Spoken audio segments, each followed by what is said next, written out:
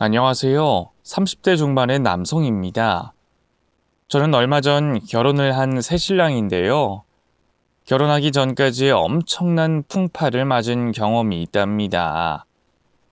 제가 쓰는 말들이 모두 허구로 들릴 수도 있는데, 저도 모든 게 거짓말이면 좋겠다는 생각이 듭니다.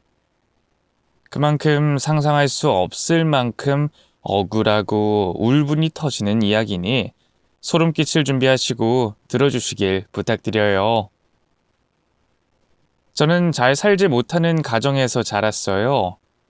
가난이라는 게 어디부터가 시작인진 모르겠으나 저희 부모님은 과거 많은 빚을 지셔서 매달 대출 이자와 원금을 갚느라 힘든 소리를 많이 하셨습니다. 저에게 네가 빨리 커서 우리 좀 도와줬으면 좋겠다. 먹고 죽을래야 돈이 없으니 네가 알아서 학비를 내라 등등 늘 부모님의 말씀은 돈이 없다로 시작했답니다. 이런 게 가난이라고 한다면 저는 대학에 들어갈 때까지 가난한 가정에서 자란 거네요.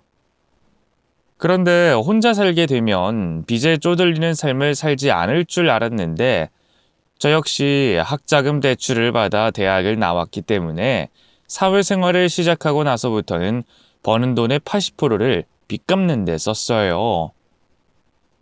그렇게 1년 조금 넘게 빚을 갚아가며 생활하다가 모든 빚을 청산했을 때는 신용카드도 만들지 않고 남에게 돈을 빌리는 행위는 절대 하지 않았답니다.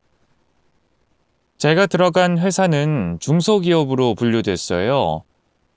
저도 대기업에 가고 싶었지만 거기에 들어가려고 수년 동안 준비하느니 일찌감치 눈높이를 낮춰서 저를 인대로 취급해주는 회사를 택했답니다. 그렇게 빚을 갚고 돈을 모아가며 사회생활을 하던 중 재테크에 크게 관심을 가지기 시작했습니다. 중소기업을 다녀본 사람들은 아시겠지만 거기서 받는 월급으로 내 집 마련을 하려면 아마 머리카락이 하얘질 때까지 마련하지 못할 겁니다.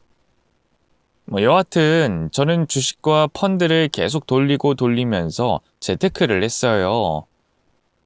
경제 공부를 따로 하고 있었기 때문에 세월의 흐름에 따라 투자 종목을 여러 번 바꿔가며 이득을 취했답니다. 그렇게 돈을 벌어보니 대기업 다니는 친구들보다 더 많은 돈을 벌고 있더군요. 저는 제가 공부한 투자 방법을 공유하지 않고 혼자만 알고 실행시켰어요. 회사와 투자로 인한 제 소득은 1년에 1억이 넘어가게 됐고, 30의 나이가 되자 괜찮은 아파트를 마련할 수 있었습니다. 가난해지지 않으려고 노력한 결과로 아파트 한 채와 국산차 한 대를 가진 사람이 됐죠. 회사에서 저에 대한 소문은 굉장히 좋게 났어요. 후배들은 30살 안에 내 집 마련한 노하우를 알려달라며 선물 공세까지 했답니다. 하지만 저는 주식 투자 종목을 절대 알려주지 않았고 그저 책이나 많이 읽고 스스로 깨달아야 한다는 뻔한 대답을 해줬습니다. 그렇게 저에 대한 소문이 여러 곳에 퍼지게 되자 저희 회사와 거래하고 있는 여러 회사에서도 저를 모르는 사람은 없었어요. 그중 여직원 몇몇이 회의나 파견하러 저희 회사에 들어왔는데 그럴 때마다 저에게 추파를 던지곤 했습니다. 제가 잘난 건 없었지만 야무지게 돈을 불리고 내 집 마련까지 했으니 좋게 봐주는 분들이 있었던 거죠. 그리고 그 중에서 한 여자분이 아예 대놓고 제가 이상형이다, 사귀고 싶다, 언제 시간이 되냐고 말하면서 아주 적극적으로 대시를 했답니다. 이에 저는 정중하게 거절했지만 그 여자는 포기를 모르고 계속해서 절 좋아한다고 표현해줬습니다. 결국 저는 고맙고도 미안한 마음이 들어 그 여자와 데이트를 해보기로 했어요. 그런데 저와 대화도 잘 통하고 함께 있는 내내 제가 웃더라고요. 데이트를 끝내면 헤어지기 싫어서 그녀를 집에 못 가게 하기도 했답니다. 이렇게 뜨겁고 열정적인 사랑이 찾아온 게 너무 오랜만이어서 저는 한동안 넋을 놓고 여자친구에게 빠져서 지냈습니다. 물론 일과 재테크는 여전히 잘 하면서 사랑을 했죠. 저희 두 사람은 연애를 1년 조금 넘게 하고 나서 결혼을 결심하게 됐어요.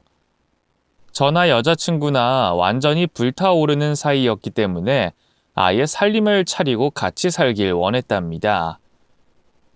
그래서 저희 집에 여자친구를 먼저 데려가 소개시켜 드렸는데 부모님은 제가 선택한 여자는 무조건 허락한다는 말씀을 해주셨어요. 제가 모든 걸 알아서 척척 해내면서 살고 있으니 별 말씀 없이 잘 살라고만 조언해 주셨답니다. 그리고 예비 처가에 인사를 가게 됐어요. 긴장을 잔뜩 하고 들어갔는데 다행히도 처부모님이 반갑게 잘 대해 주셨습니다. 처음부터 너무 당당한 태도를 보이면 좋지 않게 보일까봐 조금 수줍은 척 눈치를 보며 대화를 나누고 있었어요. 그러던 중 결혼할 여자친구의 동생인 예비 처제가 퇴근하고 늦게 왔는지 현관에서 들어오더라고요. 그런데 처제는 제가 알던 사람이었습니다. 하지만 전 모른 척하고 인사했어요. 안녕하세요. 진영이랑 결혼할 박정철이라고 해요. 만나 뵙게 돼서 반갑습니다. 아, 언니가 결혼할 남자를 데리고 온다더니 이분이었구나? 네, 반가워요. 저는 진영이 언니 동생 진서라고 해요. 처음 뵙는데 꼭 구명 같네요. 우리 혹시 만난 적 있던가요? 아닙니다. 제 얼굴이 흔하게 생겨서 그런 것 같군요. 뭐 여하튼 반갑습니다, 진서 씨. 저는 과거에 알던 사이라 모른 척하며 인사하고 시선을 처부모님께 뒀는데 예비 처제는 저를 빤히 쳐다보고 있더라고요. 뭐 어찌저찌 처부모님이 묻는 말에 모두 대답하고 결혼 승낙을 받았습니다. 그리고 그 집에서 나오게 됐죠. 여자친구가 배웅하겠다고 일어서길래 저도 같이 바람 좀 쏘이면서 몇 마디 대화를 나눌 생각이었습니다. 그런데 예비 처제가 여자친구를 툭툭 치며 말하더군요. 언니, 나 편의점 가야 하니까 내가 배웅해 드릴게. 몇 가지 물어볼 것도 있고. 네가 내 신랑한테 뭘 물어보겠다는 거야? 너 언니 남친 꼬시려는 거니? 농담도 잘해. 내가 형부 될 사람을 꼬시겠어? 난 그냥 형부가 언니를 얼마나 좋아하는지 알아보려고 그러는 거지. 그러니까 내가 배웅하게 해줘. 그래, 알았어. 너 괜히 예의 없이 대하고 그러면 안 된다. 당연하지. 귀한 손님인데 잘 보내드리고 와야지. 자, 그럼 형부, 얼른 나가요. 저는 속으로 큰일이다 생각하고 처제와 집 밖으로 나왔습니다. 아파트 복도부터 엘리베이터를 탈 때까지 한마디도 하지 않고 고개를 바닥으로 뒀어요. 처제는 제 옆통수를 계속 쳐다보며 실실 웃더군요. 그러다 아파트 밖으로 나오자 처제가 입을 열었습니다. 자기야, 오랜만이야. 우리 거의 7년 만인가? 자기 연기 잘하더라.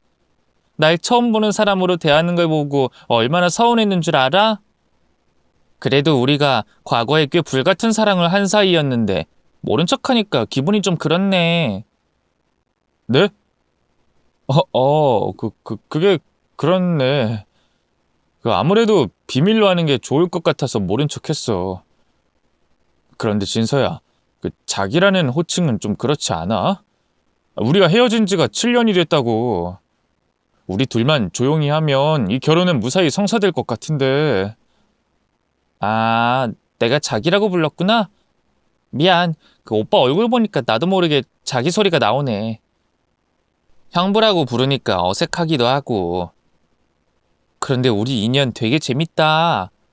대학 시절에 불같은 연애를 한 오빠를 7년 만에 언니의 남자로 만나게 되다니. 진짜 웃기지 않아? 꼭 하늘이 우리 둘을 다시 만나게 해주려고 힘써준 거 아닐까? 예비 처제는 제가 군대를 다녀오고 대학교에 복학했을 때 미팅을 해서 만남 사귀었던 사람이었어요. 저희 두 사람은 1년 정도 불같은 사랑을 하고 식어버려서 자연스레 이별했었답니다. 다시는 볼 일이 없을 줄 알았는데 제가 결혼할 여자친구의 동생이라고 하니 매우 혼란스러웠습니다. 그래서 저는 처제에게 과거를 묻으면 안 되냐고 제안했습니다. 저기 진서야, 우리가 아주 오래전에 사귀었던 사이긴 했지만 헤어진 지가 7년이고 이젠 아무런 사이가 아니잖아. 그래서 말인데 우리 둘의 과거를 괜히 말하지 않으면 안 될까? 나 너희 언니를 진심으로 사랑해. 이 결혼은 꼭 하고 싶다고. 참나, 누가 결혼하지 말라고 말렸니? 이 오빠 나를 나쁜 년으로 만드네. 아, 기분 나빴다면 사과할게. 미안해, 진서야. 그럼 우리 과거는 밝히지 않는 거지? 그러려고 했는데 오빠가 날 기분 상하게 했으니까 조건을 걸어야겠어. 우리 언니랑 결혼은 해도 돼. 대신 나랑 몰래 데이트하자. 딱 10번만 하자고. 지금 그게 무슨 말이야? 나더러 처제가 될 너랑 바람을 피우란 소리냐? 아니, 누가 바람이래? 그냥 데이트만 하자고. 내가 오빠랑 사귀었던 옛날 생각이 나서 같이 어울리고 싶어서 하는 말이야. 그건 안 되겠다, 진서야. 미안해. 나 이만 가볼게. 그렇게 가버리면 언니한테 까발려 버릴 거야? 마음대로 해. 너 하는 거 보니까 절대 비밀 지켜줄 것 같지 않아. 내 입으로 직접 말할 생각인데 네가 선수 치고 싶으면 그렇게 해도 돼. 그렇게 저는 예비 처제와 말다툼을 하고 집으로 돌아왔습니다. 그리고 다음 날 여자친구를 만났는데 처제에게 아무 말도 듣지 못했는지 저를 대하는 게 똑같더라고요. 그래서 저는 직접 과거 일을 고백하려고 틈을 보고 있었습니다. 함께 식사를 하고 산책을 하면서 바람을 쐬고 있었는데 제가 입을 열었어요. 진영아, 당신 동생 말이야. 사실 나랑 아는 사이야. 진서? 둘이 아는 사이라고? 걔는 나한테 그런 말 없던데. 어떻게 아는 사이야? 그게 말이야. 7년 전에 나랑 사귀었던 사이야. 군대 다녀와서 복학했던 시기에 미팅으로 만나서 연애했어. 세상에, 내 동생이 오빠랑 사귀었던 사이라고? 어떻게 이런 일이... 여자친구는 입을 크게 벌리며 놀라더군요. 그리곤 한숨을 내쉬며 말을 이었습니다. 나 지금 머리가 너무 복잡해. 다른 사람도 아니라 내 동생과 사랑했던 사람이랑 결혼한다는 게 상식적으로 받아들이기 힘든 것 같아. 오빠, 우리 시간을 좀 가져보자. 내가 생각 정리가 되면 연락할게. 그리곤 아무런 말도 하지 않고 집으로 떠나더군요. 저는 결혼은 물 건너갔구나 하는 아쉬움으로 집으로 갔습니다. 여자친구에게 연락을 해봤는데 생각할 시간을 더 달라며 2달 정도 연락이 끊겼어요. 이에 당연히 차였구나 생각하고 마음 정리를 하고 있었죠. 어찌됐든 자기 여동생과 사귀던 남자와 결혼하는 건 복잡하고 말도 안 되는 일이었으니 끝나버리고 만 거죠. 그래서 저는 한동안 열병에 걸려 여자친구를 그리워하며 힘든 시간을 보냈어요. 이별 후유증이 꽤나 심해서 몸과 정신이 힘들었답니다. 그런데 정말 다행히도 2달 만에 여자친구가 연락을 걸어왔어요. 과거는 묻어버리고 저를 받아주겠다고 말했답니다. 그 순간 저는 힘들었던 순간이 빛의 속도로 잊혀졌고 당장 그녀에게 달려가 다시 받아줘서 고맙다며 울음을 터뜨렸습니다. 진영아, 고마워. 날 이해해주고 받아줘서 고마워. 나도 처음엔 내 동생이랑 자기가 과거의 연인 사이라는 걸 알았을 땐 무조건 헤어져야 하는 게 답이라고 생각했어. 그런데 아주 오래된 일이고 지금 현재가 중요하다는 걸 깨달았어. 내가 자기를 진심으로 사랑하고 있다는 걸 부정하고 싶지 않더라고. 그래서 마음먹게 된 거야. 자기야, 우리 결혼하자. 고마워, 진영아. 내가 평생 잘할게. 그런데 처제도 우리 사이를 두고 뭐라 하지 않는 거야? 걔가 뭘 할 수 있겠어. 내가 입 닥치고 있으라고 했지. 괜히 부모님한테 입 놀렸다간 가만두지 않겠다고 경고해 놨으니까 곤란한 일은 생기지 않을 거야. 자기야, 우리 부모님한테 다시 인사드리러 가자. 이번엔 진짜 결혼하겠다고 말씀드리고 상견례 날짜까지 잡아보자고. 그래, 고마워. 내가 자기한테 정말로 잘할게. 끝까지 자기 책임질 거야. 그렇게 저와 여자친구는 처제와의 과거를 묻어버리기로 하고 결혼하기로 약속했습니다. 그래서 예비 처가에 다시 찾아가 허리를 굽히며 공손하게 인사를 드렸습니다. 그 자리에는 처제도 있었습니다. 저는 여자친구와 결혼하고 싶다는 의지를 강하게 보여드리며 처부모님께 허락을 받았답니다. 그런데 예상치 못한 일이 생겼어요. 처제가 발표할 말이 있다며 처식구들 앞에서 오열하기 시작했어요. 엄마, 아빠, 언니, 나 임신한 거 다들 알지? 날 임신시키고 남자 새끼가 도망갔다고 했었잖아. 저는 처제가 임신한 사실을 모르고 있어서 깜짝 놀랐습니다. 어떤 남자인진 몰라도 참 한심하다는 생각이 들었습니다. 책임질 짓을 하고 잠수를 탔다고 하니 괘씸하게 느껴졌죠. 그런데 이어지는 처제의 말은 많이 충격적이었습니다. 처제는 제 손을 붙잡고 오열하기 시작했어요. 형부, 아니 오빠. 나 오빠 애기 꼭 낳을 거야. 오빠가 나한테 낳지 말라고 했지만 난 그렇게 못해. 처제, 지금 뭐 하는 거예요? 내 아이를 임신했다니? 왜 이러는 거예요? 저는 어이가 없어서 황당한 표정으로 물었습니다. 그러자 처제가 처부모님을 보고 말하더군요. 엄마, 아빠, 나를 임신시키고 외면한 놈이 바로 우리 앞에 있는 이 남자야. 언니랑 결혼하겠다는 형부라고. 처제 왜 이래요? 지금 장난치는 거예요? 다들 진짜인 줄 알잖아요. 빨리 아니라고 해명하세요. 장난친 거라고 말씀하시라고요. 박정철, 개자식아. 끝까지 이러기야? 날 임신시켜놓고 우리 언니랑 결혼하겠다고 뻔뻔하게 여길 찾아와? 내가 바보처럼 당하고 있으니까 만만하게 보였니? 너 부셔버릴 거야. 절대 가만두지 않겠어. 저는 처제가 무슨 말을 하는지 이해되지 않았습니다. 그래서 당황한 얼굴로 다시 물었습니다. 처제, 난 처제가 임신한 거 지금 알았어요. 그리고 처제랑 내가 언제 따로 본 적이 있다고 이러는 거예요. 제발 장난이라고 허튼 소리를 한 거라고 해명해 주세요. 이놈 아주 웃기는 놈이네. 나랑 7년 전에 사귀었고 얼마 전에 이 집에서 재회했지. 그때 언니가 우리 둘 사이를 알게 되고 잠시 헤어졌었잖아. 그때 니놈이 진정한 사랑은 나라면서 계속 꼬셨잖아. 내가 임신했다고 하니까 너 나한테 뭐라고 그랬어? 내가 가진 애기가 네 애기 맞냐는 증거를 가지고 오라고 했지? 이 개자식아. 날 매몰차게 버린 것도 열받아 죽겠는데 내 언니랑 결혼하겠다고 우리 집에 기어들어와? 이 짐승보다 못한 놈아! 처제가 하는 말은 모두 거짓말이었습니다. 제가 미쳤다고 여자친구 동생과 놀아놨겠어요.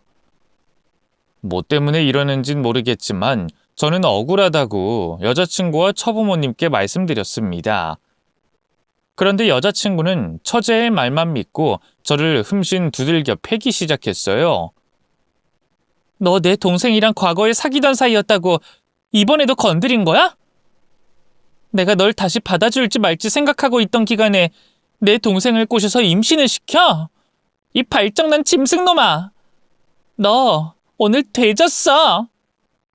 여자친구가 저에게 뺨따구를 수십 대 날리며 짐승 취급을 하고 있었는데 저는 아니라고 모두 거짓말이라고 말했지만 들어주지 않았습니다. 이어서 예비 장인어른이 방 안에서 나무로 된 야구방망이를 들고 나와서 저를 사정없이 내려치기 시작하셨어요.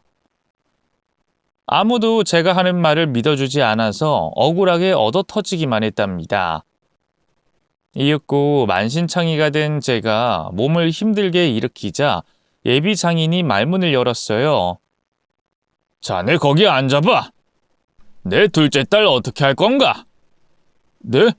아니, 어떻게 하다뇨? 제가 진서랑 7년 전에 사귀었던 건 사실이에요. 근데 지금 진서가 임신한 건 저와는 아무 상관이 없다고요. 저와 진서는 따로 만난 적이 없단 말입니다. 제가 무슨 마법을 부려서 제 애를 임신시켰겠어요? 아버님 딸이 지금 거짓말하는 거라고요. 전 진짜 억울합니다. 그랬더니 예비 장인의 큼직한 주먹이 제 얼굴에 날아들어왔습니다. 저는 쌍코피를 닦으며 진짜 억울해 미쳐버리겠다고 소리를 질렀어요.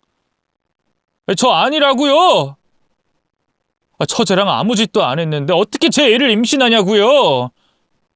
정말 돌아버리겠네! 그렇게 못 믿겠으면 나중에 애기 태어나면 유전자 검사해보면 알 거 아니에요! 그러자 여자친구는 제 뺨을 세게 날리며 저와 헤어지는 건 당연한 일이고 자기 동생 인생을 책임지라고 하더군요.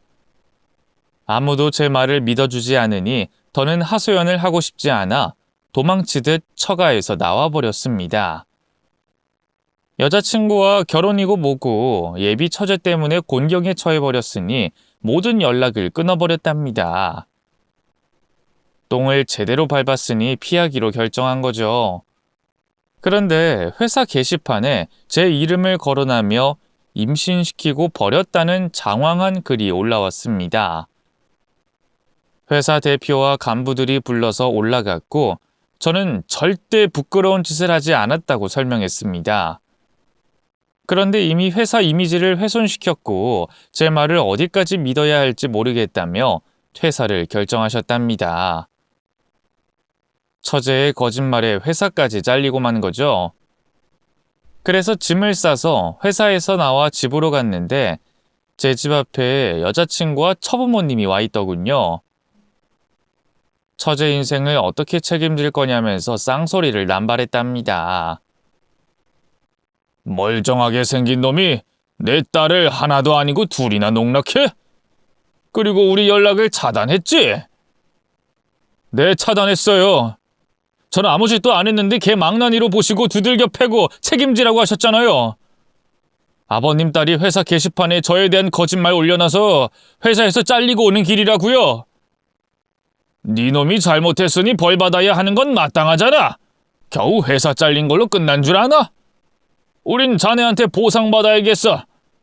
우린 자네를 사위로 들일 생각 없어. 하지만 내 둘째 딸이 자네 애를 낳겠다고 하니까 양육비 20년치와 정신적 보상금까지 다 내놔야겠어.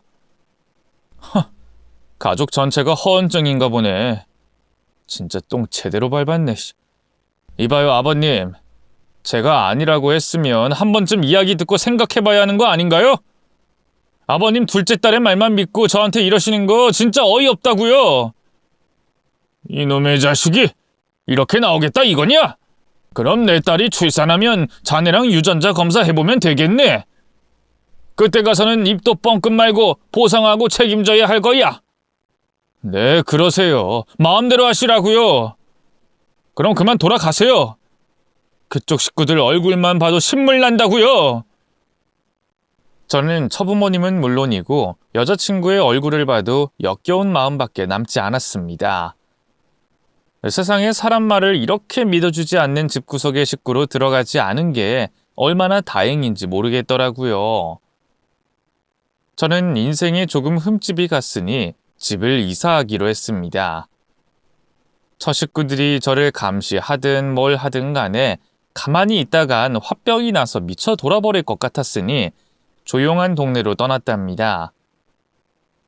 다시 일자리를 구해서 자리를 잡고 마음을 가라앉히는데 몇 달이 걸렸어요. 저는 여자친구와 가족들의 일을 잊어버리고 새로운 사랑을 찾았습니다. 같은 회사에 다니는 여직원이었는데 얼굴도 예쁘고 마음씨도 착한 사람이었어요.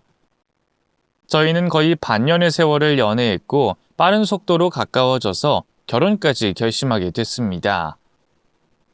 그래서 새로운 애인의 집에 인사를 드리러 가서 허락을 받았고 저희 부모님도 새 애인을 흡족해하는 시선으로 허락의 말씀을 해주셨습니다. 이제 과거는 다 잊고 새로운 시작이라는 생각에 마음이 깨끗하게 청소가 되는 것 같았어요. 제 애인은 결혼하기 전까지 제 집에서 같이 지내기로 했습니다. 출퇴근도 같이 하고 휴식과 취미도 모두 같이 하면서 사랑을 키웠죠. 그런데 몇 달 뒤 예상치 못한 일이 또 터졌습니다. 똥 밟았다고 생각한 전 여자친구와 식구들이 저희 집 앞에 찾아왔어요. 이사한 집을 어떻게 알았는지 단체로 왔더라고요. 그때 새 애인과 놀러 나가는 길이었는데 저희 앞을 가로막더군요. 그리곤 장인이 될 뻔한 어른이 말문을 열었습니다. 자네 왜 도망갔었나? 우리가 자네를 얼마나 찾아다닌 줄 알아? 저를요? 왜요? 아버님 뒤에 있는 거짓말쟁이 따님의 애기랑 유전자 검사시키려고요? 그래요, 해보세요. 그게 아니네. 둘째 진서의 애기는 자네 애가 아니야. 이리 가까이 와보게. 저는 무슨 말인가 싶어 가까이 다가가 저를 농락한 처제 앞에 섰습니다. 품에 안고 있는 애기의 얼굴을 봤는데 서양인의 얼굴이었어요. 혼혈아였던 거죠. 저와 유전자 검사를 할 필요가 전혀 없던 겁니다. 저는 혀를 차며 말했어요. 이제 된 거죠? 여러분이 저를 마녀 사냥한 걸 인정하시는 거죠? 저는 사과 같은 거 받고 싶지 않으니까 그만 돌아가세요. 제가 툴툴거리는 말투로 꺼지라고 손짓하자 제 새 애인이 묻더군요. 오빠, 이 사람들 누구야? 누군데 온 식구가 찾아와서 애기 이야기를 하는 거야? 유미야, 별거 아니야. 그 오빠가 예전에 사귀었던 여자 식구들인데 나를 짐승 취급하던 사람들이야. 다신 볼 일 없을 테니까 신경 쓰지 마. 그렇게 새 애인에게 대충 해명하고 지나치려는데 이번엔 전 여자친구인 진영이가 말을 꺼내더군요. 오빠, 거기 멈춰. 나 임신 중이야. 오빠 애를 가졌다고. 8개월 전에 우리 둘이 호텔에서 보낸 그날 밤, 그때 우리 아이가 들어섰다고. 내가 임신한 뒤에 오빠를 얼마나 찾아다닌 줄 알아? 그래도 다행이야. 아기가 태어나면 아빠 얼굴을 보여줄 수 있으니까. 진영이의 배를 내려다봤더니 불룩 튀어나온 게 보였습니다. 임신? 너랑 내가 헤어진 지가 언젠데 내 애를 임신했다는 거야? 8개월 전에 호텔? 그날 밤에 생긴 아이라고? 그래, 맞아. 그때 우리 둘이 뜨겁게 사랑했잖아. 나도 임신을 모르고 있다가 오빠가 내 동생 일로 회사에서 잘리고 이사 떠나고 한 달 뒤에 알게 됐어. 여하튼 오빠가 내 아이의 아빠야. 정말 돌아버리겠네. 야, 말 같지도 않은 소리 하지 마. 난 항상 피임 도구 했다고. 그건 너도 알잖아. 세상에 100% 안전한 피임 도구는 없어. 내가 가진 아기는 분명 오빠 아기야. 책임져. 저는 한 번도 아니고 2번이나 이런 누명을 쓰게 되니 미치고 팔짝 뛸 것 같았습니다. 그런데 제 옆에 있던 새 애인이 전 여친 진영이의 말을 듣고 오해를 했는지 저를 날카롭게 째려봤습니다. 오빠 이런 사람이었어? 여자 임신시켜놓고 나 몰라라 하고 이사 온 거야? 그리고 새로운 여자 사귄 거였고? 오빠 이런 쓰레기인 줄 몰랐어. 유미야, 아니야. 이 여자랑 식구들이 거짓말하는 거야. 이거 다 마녀 사냥이라고. 난 진짜 억울해. 그렇게 해명해봤지만 돌아오는 건 새 애인의 싸대기였습니다. 진영이 식구들 때문에 그 자리에서 새로 사귄 애인과 헤어지게 됐죠. 저는 소리를 막 질러대며 진영이와 식구들에게 말했습니다. 도대체 나한테 무슨 억하심정으로 이러는 거야? 이봐요, 어르신. 당신 둘째 딸이 낳은 자식 봤잖아요. 미국 놈이랑 놀아난 걸 나한테 덤탱이 씌웠던 거라고요. 그건 나도 인정하네. 진서한테 왜 그랬냐고 물었더니 옛날에 사귀었던 사람이 자기 언니랑 결혼한다고 하니 배가 많이 아팠던 모양이야. 그래서 말을 지어내서 자네를 혼나게 한 거지. 그때는 우리가 자네를 믿어주지 않아 진심으로 미안하게 생각하네. 천연덕스럽게 말하는 예비 장인을 보고 저는 말문이 막혔습니다. 그때 저에게 끔찍한 기억을 남겨주고 돌려주는 게 겨우 사과 한마디였답니다. 저는 다 필요 없으니 제 눈에서 사라지라고 경고했어요. 진영이가 임신한 아이는 절대로 제 아이가 아니라고 말했습니다. 그러자 진영이가 저와 마지막 밤을 기억 못하냐며 장황하게 설명하더군요. 오빠, 우리가 진서 때문에 잠시 냉정기를 2달 정도 가진 뒤에 호텔로 놀러 간 거 기억 안 나? 그날 우리 와인에 흠뻑 취했고 침대로 올라갔어. 그때 오빠랑 나는 극에 달하도록 달아올랐고 바로 사랑을 시작했단 말이야. 물론 오빠가 콘돔을 쓰긴 했지만 우린 그날 여러 번의 사랑을 나눴어. 오랜만에 만나 사랑을 나누는 바람에 콘돔이 우리의 사랑을 막지 못한 거야. 그래서 임신이 된 거라고. 야, 진영아. 그게 말이야, 막걸리야. 우리 사랑이 콘돔을 뚫었다고? 넌 이게 말이 된다고 생각해? 오빠, 난 오빠랑만 잠자리 가졌어. 다른 남자는 아무도 없단 말이야. 그러니까 내 뱃속에 아이는 오빠 애가 분명하다고.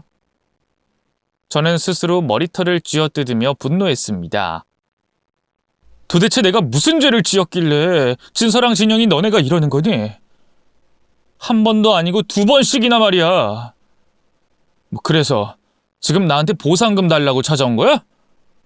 아니, 오빠랑 다시 시작하고 싶어서 찾아왔어. 혼자 오면 받아주지 않을 것 같아서 부모님과 동생 그리고 조카 애까지 데리고 온 거야. 오빠, 나 오빠 애기 임신한 여자야. 우리 다시 시작하자. 내 아이일 리가 없어. 그럴 확률은 제로라고. 끝까지 믿지 않는구나. 오빠, 내가 산부인과에서 받아온 초음파 사진이랑 확실하게 적힌 임신 날짜 봐봐. 우리가 호텔에 간 날이라고. 오빠와 나의 사랑이 피임 도구를 이겨버렸단 말이야. 임신 날짜를 보고 제가 호텔에 간 날을 찾아보려고 핸드폰으로 카드 사용 내역서를 찾아봤습니다. 그런데 2 날짜가 겹치더군요. 진영이 말대로 저와 밤을 보낸 날 임신이 된 게 맞았던 겁니다. 하지만 임신이 될 리가 없기 때문에 제 얘기라는 건 믿진 않았습니다. 저는 복잡한 심정으로 얼굴을 쓸어내리며 말했어요. 그럼 아기가 몇 달 뒤에 태어나는 거지? 응. 오빠랑 나랑 반반 닮은 어여쁜 아들이 태어날 거야. 오빠, 나 출산할 때 옆에 있어줘. 내가 왜? 확실하지도 않은데 자꾸 내 아기라고 말하지 마. 난 너와 너희 식구들 절대로 믿지 않으니까. 뭐야 그럼? 이렇게 배가 나온 나를 그대로 버리겠다고? 오빠 진짜 이기적인 사람이구나. 내 동생이 험담해서 곤란하게 만들긴 했지만 나와의 사이는 이런 식으로 끝내면 안 되지. 우리가 보통 사랑하는 사이였어? 내 동생 일을 사과하고 다시 시작해보겠다고 온 식구가 찾아왔잖아. 그런데 모르쇠로 일관하고 오빠 얘기가 아니라고 주장하겠다는 거야? 진짜 개쓰레기 같은 놈이었네. 너 말 조심해. 내가 너희 식구들 때문에 회사에서 잘리고 동네에서 헛소문 나서 도망치듯 이사 온 거라고. 피해자는 난데 왜 네가 피해자 신용을 하는 거야? 그래서 오빠는 날 그냥 버리겠다는 거네? 아빠 엄마 들었지? 이 개자식이 지 애기 임신한 나를 모른 척하겠대.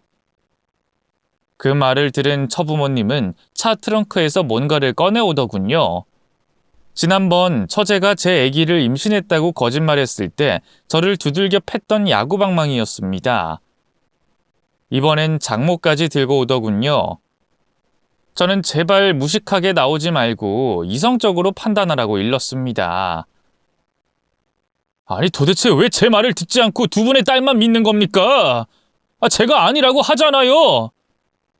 이런 무책임한 자식. 너 같은 놈은 매가 답이야. 그리고 이번엔 진서처럼 거짓말이 아닌 진짜로 자네랑 밤을 보내고 임신한 거라고.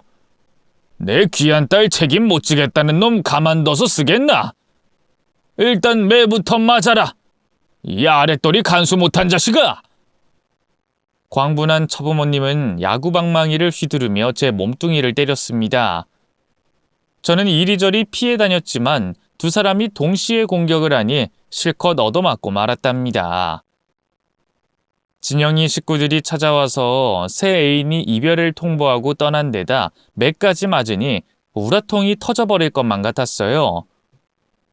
이윽고 흠씬 두들겨 맞고 바닥에 엉덩이를 깔고 앉아 있었는데 진영이가 다가와 말을 하더군요. 오빠, 그러기 왜 맞을 짓을 하고 그래? 이제 정신 차렸지? 그럼 우리 다시 시작하는 거 맞지? 오빠 애기 버리지 않을 거지? 저는 푸념하듯이 대답했습니다. 그래, 그럼 이렇게 하자. 네가 아이 낳으면 유전자 검사해보자고. 내 애기가 맞으면 그때 가서 결혼하자.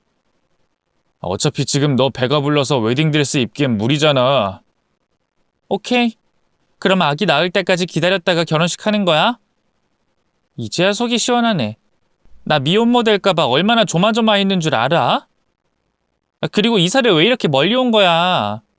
여기 찾는데 몇 달이나 걸렸다고. 알겠어. 알았으니까 그만 너희 식구들 데리고 돌아가. 나중에 출산하면 연락하라고. 가긴 어딜 가. 나 오늘부터 오빠 집에서 지낼 거야. 그래서 짐가방까지 가지고 왔단 말이야. 아빠, 나 캐리어 좀 갖다 줘. 오늘부터 오빠랑 지낼게. 뭐? 나랑 지내겠다고? 진영아, 우리가 지금 같이 살 입장이 아니잖아. 아까 내 애인도 봤잖아. 그런데 나랑 살겠단 말이야? 아까 걔는 벌써 헤어지겠다고 하고 가던걸?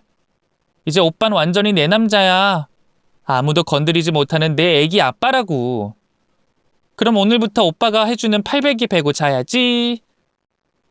저는 온몸이 아파서 처 식구들이 제 집으로 쳐들어가는 걸 막지 못했습니다. 그리고 아무리 말해봐야 대화가 통하지 않으니 그냥 포기하고 말았죠. 저는 억지로 집으로 들어가서 처 식구들과 어색하게 앉아 있었습니다. 이윽고 예비 장인이 입을 열었습니다.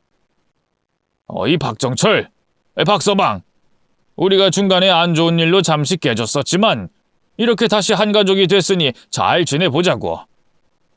박서방, 노파심에 하는 말인데 내 딸 진영이 버리거나 상처 주면 가만두지 않을 거야. 그땐 진짜 개박살 나는 거라고. 아버님, 아직 아기가 태어난 게 아니니까 사위 취급하지 마세요. 저는 유전자 검사해서 제 자식임이 확실하면 책임질 겁니다. 이 자식이 지금 내 딸 걸레 취급하는 거야? 아까도 쥐새끼 아닐 거라고 막말하더니 매를 덜 맞아서 그러는 거야? 어떻게, 뭐 조금 더 패줄까? 아닙니다. 저는 단지 확실하게 유전자 검사를 받고 결정하고 싶어서요. 일단 진영이가 출산할 때까지 여기서 지내겠다니까 제가 돌보고 있겠습니다. 유전자 검사는 하나마나 자네 자식일 거야. 그러니 내 딸 출산할 때까지 성심성의껏 대하라고. 진영이한테 무슨 일 생기면 어떻게 될지 알지? 그땐 자네 진짜 뼈도 못 추릴 줄 알아. 저는 진영이를 데리고 지내고 싶어서 허락한 게 아닙니다. 나가라고 하면 또 개 패듯이 팰 것이 분명하니 어금니를 악물고 억지로 결정한 일이죠. 나중에 아이가 태어나면 해결하기로 했죠. 진영이는 저희 집에서 지내면서 자주 예비 장모님을 불러들였어요. 거리도 먼데 자주 찾아와서 임산부인 진영이가 먹고 싶다는 반찬과 많은 음식을 해주고 떠나셨답니다. 그렇게 불편한 시간을 2달 보내자 진영이는 만삭이 됐고 얼마 뒤 산부인과에 입원해 출산 준비를 했어요. 저는 속으로 제발 제 아들이 아니길 바라는 기도를 하며 진영이 옆에 있었죠. 그리고 이튿날 건강한 아들을 출산했어요. 저는 바로 유전자 검사를 하려고 했는데 이제 갓 태어난 아기한테 못할 짓이라며 기다리라고 하더군요. 게다가 진영이는 저희 집 작은 방을 아기 방으로 멋대로 꾸며놨답니다. 퇴근하고 집에 돌아갔더니 인부 여럿이 알록달록한 벽지를 도배했고 장난감과 요람까지 꾸려놓고 가더라고요. 저는 이건 아니다 싶어서 말을 꺼냈습니다. 진영아, 너랑 나 부부 아니잖아. 이렇게 네 맘대로 아기방 꾸미면 어떡해? 그리고 내가 유전자 검사하겠다고 하는데 왜 자꾸 미루는 거야? 오빠, 이 사랑스러운 아들을 봐. 이 고운 머리카락을 뽑고 싶어? 그리고 누가 봐도 오빠랑 붕어빵이잖아. 이제 그만 인정하고 받아들이란 말이야. 그래도 이건 아니야. 확실하게 했으면 좋겠어. 이젠 더는 못 기다려줘. 유전자 검사해볼 테니까 애기 머리카락 좀 뽑아줘. 진짜 그렇게 해야겠어? 오빠는 이 작고 예쁜 애를 보고도 부성애가 생기지 않는 거야? 쓸데없는 소리 말고 빨리 뽑아. 내 애가 확실하다면 받아들일 거고 그게 아니라면 당신과 애는 이 집에서 나가야 할 거야. 제가 큰 소리를 치자 그제야 애기 머리카락을 뽑아주더군요. 그리고 저는 바로 유전자 검사 센터를 찾아가 의뢰를 맡겼습니다. 그렇게 일주일이 지나고 결과가 나왔는데 역시나 제 아이가 아니었습니다. 이젠 더 이상 휘둘릴 필요가 없어 당당하게 처가 식구들을 제 집으로 불러 모았습니다. 저는 검사지를 들어 올리며 말했어요. 자, 보이시죠? 이 애기는 제 아들이 아닙니다. 저랑 결혼하겠다고 만나는 동안 다른 남자랑 바람 피워 가진 아이라고요. 그러자 진영이는 고개를 숙이고 눈물을 뚝뚝 흘리며 말했습니다. 오빠 미안해. 오빠랑 잠시 헤어졌을 때 술자리에서 만난 남자랑 연애를 몇 번 했어. 오빠랑 호텔에 가기 전날 그 남자의 집에서 자고 나왔어. 이제야 실토하는구나. 이 걸레 같은 년아. 나랑 사귀면서 더러운 짓 해놓고 나한테 덤탱이를 씌우려고 그래? 당장 꺼져. 니들 식구들 데리고 내 눈앞에서 사라지라고! 저는 이제 해방되는구나 싶은 마음이었어요. 그런데 예비 장인이 제 뺨을 날리더군요. 이런 얼빠진 놈! 이놈아, 자네랑 잠시 헤어졌을 때 만난 거라고 하잖아! 그건 따지고 보면 바람 아니지 않는가? 그리고 이미 아기 방을 다 꾸며놓고 둘이 동거하는 마당에 이제 와서 헤어지겠다고? 자식이 꼭 친자식이어야만 하는 세상이 아니잖아. 가슴으로 낳은 자식으로 키우면 될 것을 이렇게 난리 피우고 내 딸에게 상처를 줘? 자넨 피도 눈물도 없는 인간이야? 저는 기가 막혀서 헛웃음이 나오고 말았습니다. 도대체 이 집 식구들은 왜 저를 이렇게까지 괴롭게 하는지 모르겠더라고요. 여하튼 저는 확실한 유전자 검사지도 있고 남남인 진영이 식구와 인연을 완전히 끊어내기로 결심했습니다. 이봐요, 아버님, 어머님, 그리고 진영이 진서, 네 사람이 저한테 무슨 짓 한지 아세요? 처음 진서가 나한테 누명 씌워 개패듯이 패고 보상금 달라고 협박하셨죠? 그리고 회사에서 잘리게 만들고 동네에서 못 살게 만들었잖아요. 그리고 이번엔 진영이가 비슷한 수법으로 제 피를 말렸다고요. 제 애인하고도 헤어졌단 말입니다. 이것만 해도 죄를 지은 게 한두 가지가 아니라고요. 내가 마지막 경고할 테니까 이 집에서 나가요. 다들 꺼져버리고 다신 내 눈앞에 나타나지 말란 말입니다. 제 말이 끝나자마자 네 사람이 저를 동시에 두들겨 패기 시작했습니다. 저더러 인정머리 없는 놈이라며 어떻게 피덩이 자식을 쉽게 버리냐며 욕하더군요. 오빠, 이렇게 무책임한 사람이었어? 날 사랑했잖아. 세상에서 제일 사랑하는 사람이 나라고 했었잖아. 그런데 겨우 애기가 다른 남자애라고 날 버리겠다고? 이 또라이 개 사이코년아. 겨우라고 했냐? 이 정신병자 미친 가족들. 다들 꺼져. 날 좀 놓아달란 말이야. 그러자 네 사람의 주먹과 발이 더 세게 몰아쳐 왔어요. 저는 엎드린 상태에서 얼마나 많이 맞았던지 얼굴과 온 몸이 얼얼했답니다. 저는 거기에 계속 있다간 크게 사달이 날 것 같아 네 발로 기어서 빠져나왔어요. 제 집을 버리고 도망 나온 거죠. 저는 머릿속에 경찰만 떠올라서 근처 지구대로 달려갔습니다. 제가 지금 처한 상황을 자세히 전했더니 경찰 여럿이 저를 데리고 집으로 갔어요. 저와 경찰관들이 집 안에 들어가자 처식구들은 아기를 안고 즐겁게 웃고 있더군요. 경찰들은 저를 돌아보며 신고한 내용이 맞냐고 물었습니다. 그래서 저는 유전자 검사지를 보여주며 피 한 방울 섞이지 않은 남들이 제 집에 와서 괴롭히고 두들겨 팼다고 진술했습니다. 그래서 경찰관들은 처식구들 모두를 조사하겠다고 경찰서로 인계했어요. 저 또한 따로 경찰서로 가서 그동안 당했던 폭행과 명예훼손, 무고와 특수 협박 등 많은 피해 사실을 전했습니다.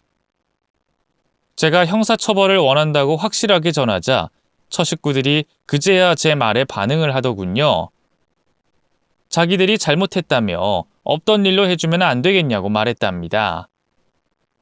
아버님이 제 앞에 무릎을 꿇자 어머님과 진영이, 진서가 나란히 꿇어앉아 잘못했다고 빌더군요.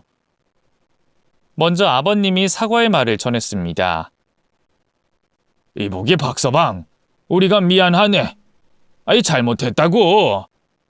그런데 우린 자네를 한 식구로 생각해서 그런 거야. 고소하지 말고 우리 선에서 끝내자.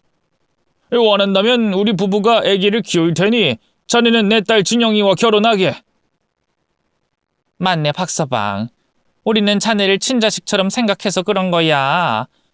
우리 손주가 자네 아들이면 하는 바람이 커서 그랬던 거라고. 우리가 모질게 몇 대 때리긴 했지만 그건 어디까지나 정이 있으니까 그렇게 한 거야. 자네 아직 우리 진영이 사랑하지? 둘이 결혼해서 행복하게 사는 걸 보고 싶네.